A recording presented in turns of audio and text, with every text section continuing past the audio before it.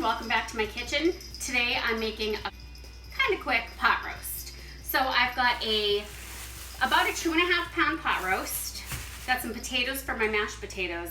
Got 1 onion cut up and a bunch of carrots. So I've preheated my Instant Pot on saute until it says hot.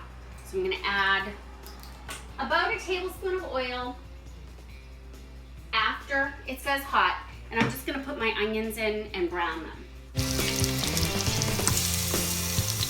Okay, while my onions are browning, I'm going to just throw my spices together. I've been using my mortar and pestle to grind up my spices before I use them, and it's been releasing so much more flavor lately. This is just going to be what I do from now on. So I'm going to use about a teaspoon. I have my teaspoon right here. So a heaping teaspoon of rosemary. I'm going to do maybe half a teaspoon of peppercorns and about a half teaspoon also of salt. And then I'm just going to grind these up so we don't get any big chunks of the rosemary leaves or the peppercorns.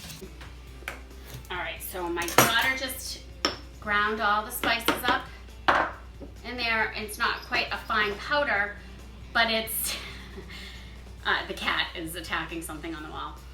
It's nice, it's much finer than the big leaves. So I did my onions in oil, just got a little color on them, nice and brown. And now I'm gonna throw my carrots in just to soften them up a little tiny bit and get some color on them. Still on the saute function, still reading hot. It says on the screen hot. So just gonna throw those in there and stir them up every once in a while, and I'm gonna prep my roast. Just peeled up my potatoes, and unfortunately I'm gonna have to cook my potatoes on the stovetop. This is why I need a second IP. Family, friends, Christmas is coming. So I'm gonna prep my roast.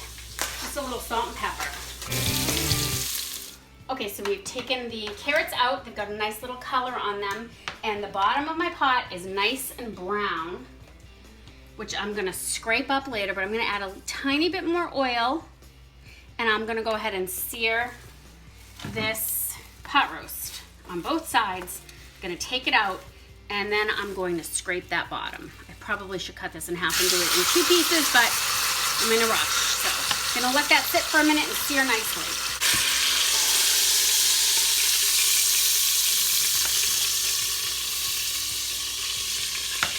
Alright, so I just took the meat out, and it's all brown on the bottom of there. I need to get that off, so I'm adding 2 cups of beef broth.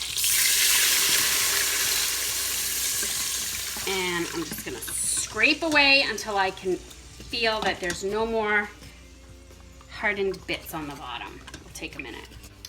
Alright, so one little tip for any of you newbies is that if you have browned or burnt on bits on the bottom of your Instant Pot and you try to bring it up to pressure, it's not going to come up to pressure. It's really important to scrape it off. I mean, for starters, it's fantastic flavor, but in my experience and from the manual that I've read and all that, when you have all these burnt on bits, that is a safety feature that the Instant Pot will not come up to pressure when you have all that on there. All right, so I am pretty sure I've gotten off all those brown bits. Look at the dark color of that broth now. It was not this dark when I put it in, and now it's nice and dark, really flavorful. So I've got these garlic cloves in the freezer section, $2. You get, I don't know how many, but 1 clove is 1 cube. It's frozen, you just pop it out. So much easier. So I'm gonna just put 1 in. Normally I really like tons of garlic, but trying to keep it kid-friendly, and they're not too keen on all that garlic. So I like to add an extra bouillon, beef bouillon cube, just because I like it to be really, really rich in beef flavor. All right, next ingredient is Worcestershire sauce, which I'm almost out of. I need an entire tablespoon of Worcestershire. So my tip is, if you don't have enough Worcestershire, I use steak sauce to just fill in that gap. It tastes the same, in my opinion, and it's made with a lot of the same ingredients, so a little extra. So 1 tablespoon of Worcestershire sauce, and this might sound like a weird ingredient, fish sauce. It This stuff is amazing. I put it in tomato sauces. I mean, you don't use a lot. Don't smell it because the smell is horrible. Don't smell it before you use it. And a little goes a long way. But for the beef dishes, I've noticed it makes all the difference in the world. It's just like anchovy paste. I know people think they don't like it, but if you omit it, it really makes a difference. So about half a tablespoon, that's it. That's all I'm gonna use, and it really does make a difference. Cheap stuff, you find it with the soy sauce in the grocery store. I'm gonna add in all of my spices that we ground up. Now I put 2 cups of beef broth in, but if you wanted to use 1.5 cups of beef broth and then 1/2 cup of red wine, that would be fantastic, but I don't cook with wine. So this is what we've got. Now I'm gonna add the meat back in. Okay, so I've got the meat back in, that's it. I'm done, I'm gonna close it up. Here's my lid. I wanna make sure my ring is all the way down, all the way around. I'm gonna lock it, push it to sealing, and I'm going to do meat for 55 minutes. That's it. When it's done, I'll take the meat out, put the carrots and onions back in for just a few minutes, and let the meat rest while they cook. 5 minutes and these will be perfect. Okay, so the roast, it only took maybe 10 minutes to come up to pressure, cooked for 55, and it did a natural pressure release for 10 minutes, and then I dropped the pin, and now I'm gonna open it and take the meat out.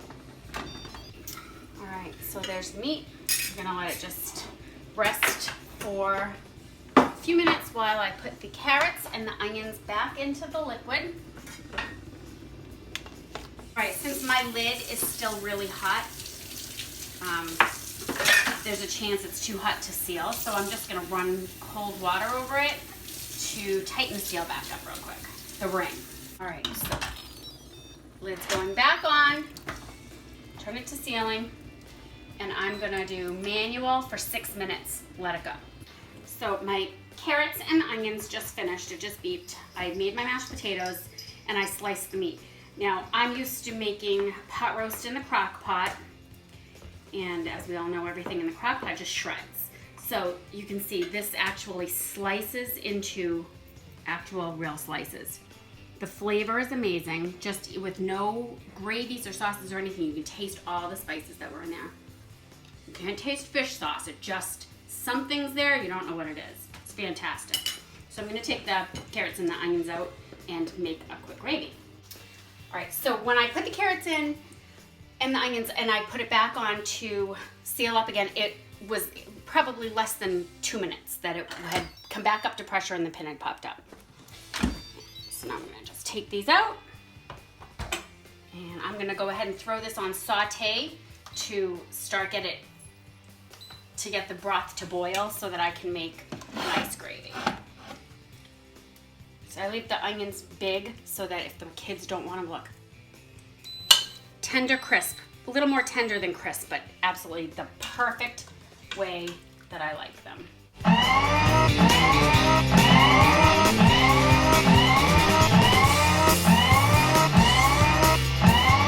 Broth is boiling like crazy. I'm gonna add, let's see, there's about 3 cups in there. I'm gonna add a little bit more just because I like to have a lot of gravy, especially for leftovers. So I've got some cornstarch in here, cold water. You need that to be boiling, and you need to add the cold water to make a slurry. So cornstarch and water, mix it up until it's nice and dissolved. Make sure that's at a rolling boil, boiling like crazy. Mix this really good. And I got my whisk.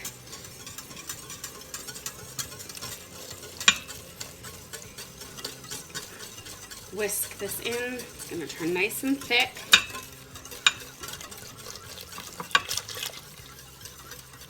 Really thick. And then I use, it's gonna go crazy. I use this Gravy Master just to darken it up. I like a really dark gravy, and that saute function will keep it hot for a long time. So if you need something to be off of the heat, just a couple drops of this stuff in it. Darkens it up really nice. If you need it to be off the heat, you need to take the inner liner out of the pot, because otherwise it's gonna continue to be super hot, really boiling. So I'm gonna take this out real quick. I got this silicone off Amazon, came with this, and I'm just gonna take this out so it stops boiling. I'm gonna transfer it over to my gravy boat.